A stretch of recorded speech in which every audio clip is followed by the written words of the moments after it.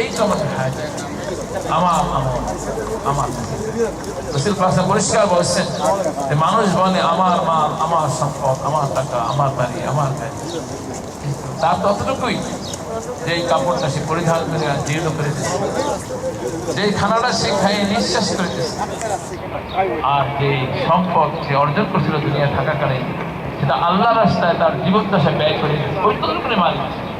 আর যা রেখে গেছে ওটা তো অপরের সম্পদ, ওটা তো সে মালিক না। সে মারা যাওয়ার সাথে সাথে সেটা অপরের হাতে চলে যাবে। দুনিয়াতে যত জায়গা জমি আমরা দেখি, ঘর বাড়ি দেখি, এটা পর্যায়ক্রমে শুধু হাত বদল হয়ে থাকে, হাত বদল। আজকে আমি পেয়ে আমার মালিক, দুদিন পর ওটার মালিক অন্য হয়, তারপরে দেখতে পাবেন কেমন পর্যন্ত হাত বদল হয়ে থাকে।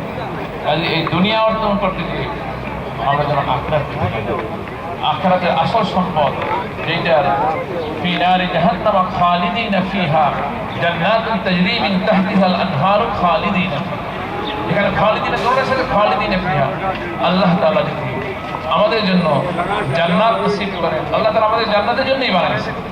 সেই জান্নাত যে মুমিন একবার প্রবেশ করবে সেখান থেকে তাকে কেউ বাইর করতে পারবে।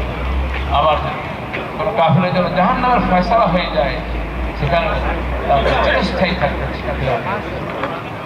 সেই চিরস্থায়ী ঘরের জন্য, চিরস্থায়ী বাড়ির জন্য আমরা এখান থেকে কাজ করি।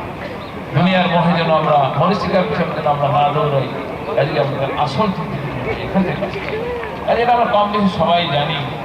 তারপর বড় মজলিসে স্মরণ করাই দেওয়া, স্মরণ ইভেন্ট করে দেওয়া, এক মোমেন্ট আর এক মোমেন্টের জন্য আয়না স্মরণ, কাজেই আমরা একে অপরকে স্মরণ করাই দেওয়া।